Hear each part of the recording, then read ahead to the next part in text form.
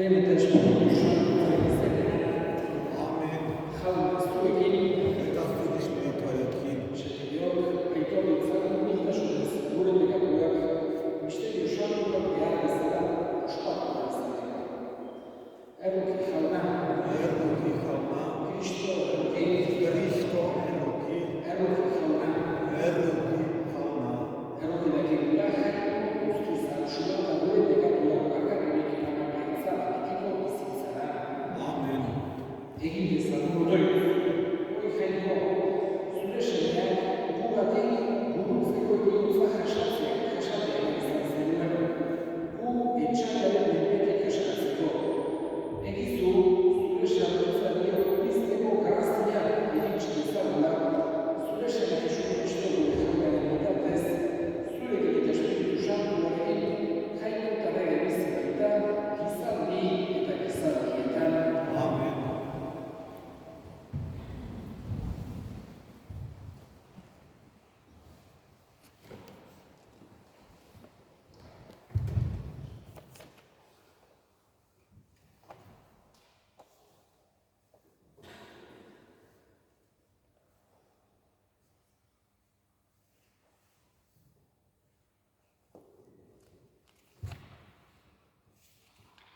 Isaias profetaren liburutik, Jainko jaunak hitz egiteko trebatu nau, bihotz eroriei adore hitza emateko, goizero dit belarria ernea izten, ikasle honak bezala entzun dezadan.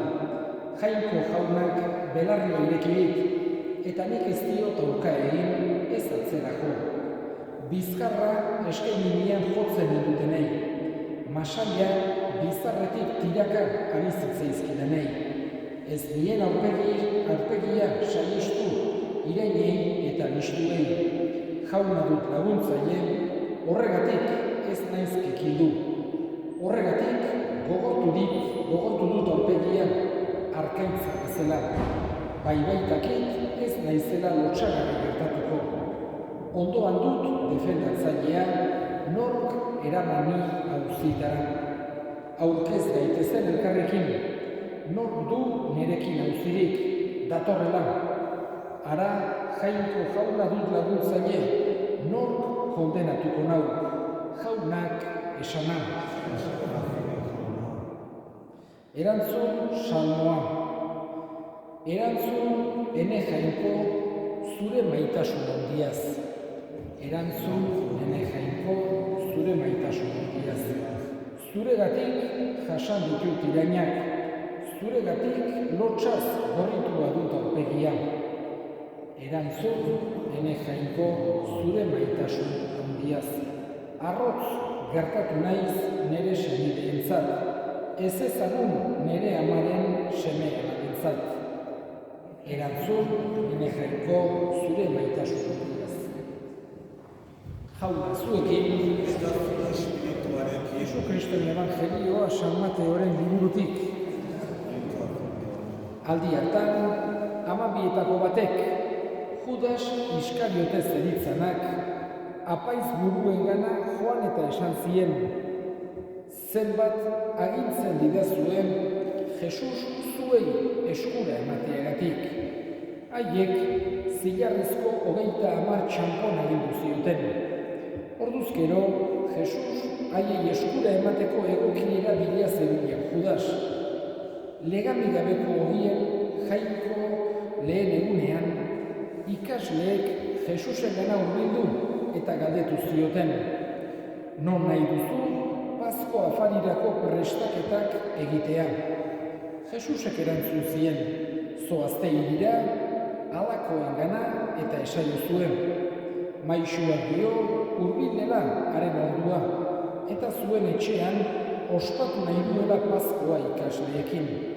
Jesusek agindu bezala egin zuten ikasleek eta Pasko afaria prestatu zuten.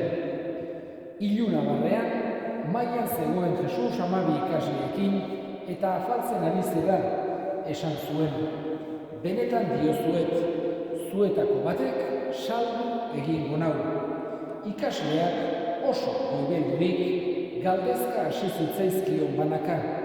Nikote jauna, hark erantzun, nirekin, plater beretik jaten ari den batek salduko nau. Gizonaren semea badoa, liburu santuek hartaz dioten bezala. Baina doakabea gizonaren semea salduko duena. Hobe zukeen jaio izan ez balitz. Orduan Judasek salduko zuenak galdetu zion, nian naiz maixu. Jesusek erantzun zion, zuk esan duzu. Jaunak esana.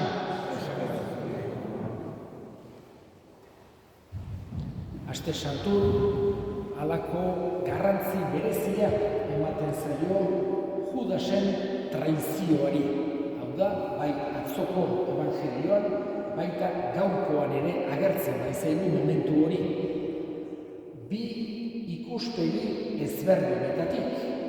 Azken finean, dakizuenez, 4 evangelistetatik bi izan ziren Jesusen 12 apostoluetakoak, eta beste bi izan ziren Jesusen ikasleak, baina ez 12 apostoluetakoak. Hau da, Juan eta Mateo 12 apostoluetakoak ziren, eta aldiz Lukas eta Markos ez ziren talde hortakoak, baina bai nolabait esateko Jesusen jarraitzaile. Horregatik, esan genezake, azken afarian, dudik gabe, hantxe zeuden bai Juan eta bai Mateo. Atzokoan, Juanen ikuspegia entzun genuen astearte Santun, eta gaurkoan Mateorena. Bakoitzak bere azken afariko ikuspegi hori ematen du, bere sensazioa, bere bizipena konpartitzen dugu. Eta biek garrantzi handi ematen diote Judasen traizioari. Atzokoan, Juanen ikuspegia entzun genuen, gaurkoan Mateorena. Ikusten denez, Mateok gero baita ere halako ikerketa lana burutu zuen jakiteko zenbat eskaini zioten Judasi apaiz nagusiek. Hain zuzen ere, 30 ziliarrezko txanpon. Eta bestetik, berak ikusi zuen beste moduetan, Jesusek nola esan ziren, eta ikasleak goimendurik gelditu ziren. Atzokoan Juanek aipatzen zuen Jesusek ere halako tristura sakonez hitz egin zuela. Gaurkoan, Mateok dio, haiek ere triste gelditu zirela, ikasleak jakinda, haietako batek saldu zuela. Eta orduan entzun dugu, nola Judasek galdetzen dio, nian naiz maixu, eta Jesusek erantzuten dio, zuk esan duzu. Segun asko, azken aukera eman zion Jesusek ere Judasi ez saltzeko. Baina Judasek momentu hartan itxututa saldu egin zuen. Atzokoan aipatu duen bezala, importanteena hemen ez da Judasen saldukeria. Baizik eta gero behintzat guk ezin dugu guztatu, akaso damutuko zen, baina guk ez dakaru horren esan genezake daturik hori aipatzeko edo hori baieztatzeko edo ezeztatzeko ez dakaru daturik. Baina evangelioetan Judasek publikoki barkazioa eskatu izan badu, dudik gabe Jesusek bihotzetik barkatuko zion. Eta hori da garbi eduki behar duguna. Guk saldu dezakegu Jesus, guk hutsegin dezakegu Jesusi, guk hanka sartu dezakegu, guk pekatu egin dezakegu, baina bera beti prest dago eta beti desiotan dago guri barkazioa eskaintzeko. Baita Judasi ere. Eta hori da pixkat, esan genezake, gaur egun honetan, biharkoan ostengo santua ospatuko dugu, eta giro honetan gogoan hartu nahi duen, elizak guk gogoan hartzea nahi duena.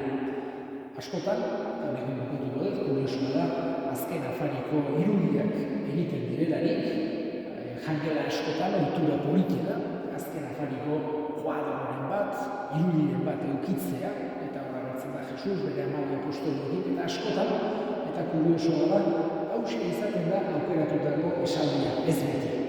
Baina, askotan bai, tokatu zait, kuadro asko ikusten da, baina bestea gertzen da, hartzazu eta jalan, horako bat, baina askotan, agertzen da, benetan diozuet, zuetako batek salto egingo nago.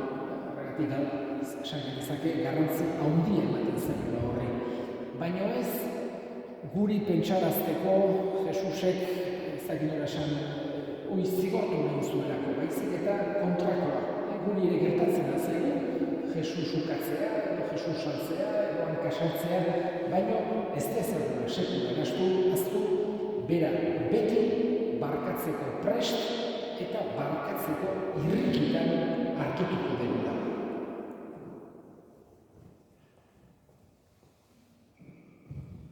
Eta egiten zaure, eskariak dugu, gaurko egun honetan bereziki sinisteko zaitasunak dituzten guztien alde.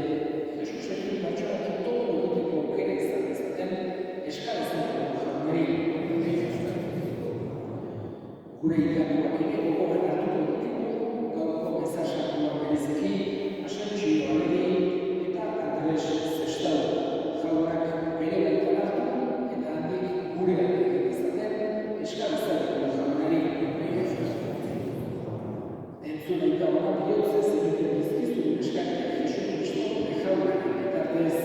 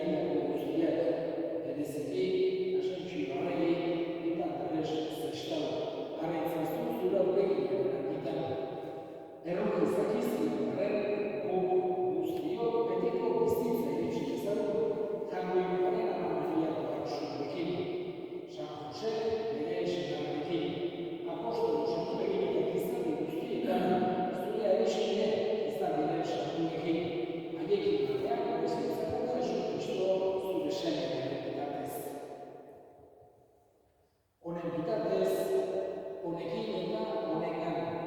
Zuri aita jangoiko aluz hori Espiritu Santuarekin batean, ospe eta hitza guztiak gizaldi eta gizaldi guztietan. Amen. Salbatzaileak agindu eta erakutsi jarraituz, bildu gabe esan ezagun. Gure Eta zerena santo izan zure izena, etorri zure reinoa, egin zure nahia, zentzela durea ere, emaizu aurrekontako ia, barkatu ezora, guk ere ezon benatzen ezkezen, eta ez da dira zuen amen. Atera gaitzen zu, jauna gaitzen guztienetik emaitu zu bakea gure egotan. Zure errokiak eskaketik garbi izan ezen eta estuaretan sendo. Betiko zorionak utxarotenean, Jesu Kristo gure salbatzailea noiz etorriko den zain gaudela. Jesu Kristo gure jauna zure eskola apostoluei bakea uzten dizuet bere bakea ematen. Begiraz gure irizaren sinismenari eta ez gure pekatuei. Eta zure gogoaren bezala, emaiozu izan bakea eman batasuna. Errege bizien izera gizaldi eta gizaldietan. Amen. Jauna, bakea bete izuekin. Eta zure espirituarekin. Baina bakea.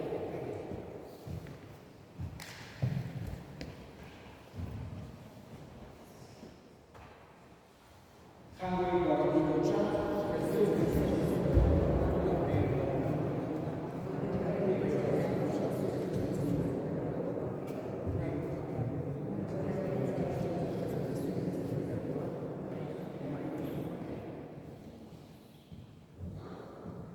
Ona hemen jango txanda munduko pekatuak kentzen duena, zoriontsuak jangoren eraituak.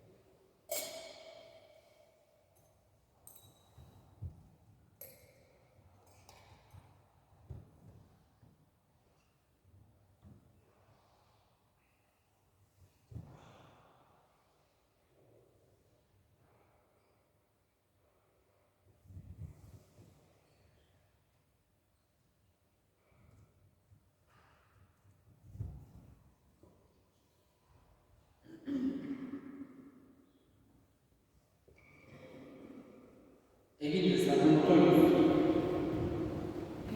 Egiztu jauna, Jainko Augustinura misterio ospatzea, zure semea gugatik hil zela aitortzen digu. Ebai duzu, gogo bihotzez sinistea, eriotza horren bidez betiko bizia eman diguzula. Jesu Kristo gure jaunaren bitartez. Amen. Gogorazten dizut, bihar ostegun santuko ofizioak jaunaren azken afareko ofizioak atxatuko zazpiterrietan izango dira. Hemen, parrokian. Jaun, ez du egin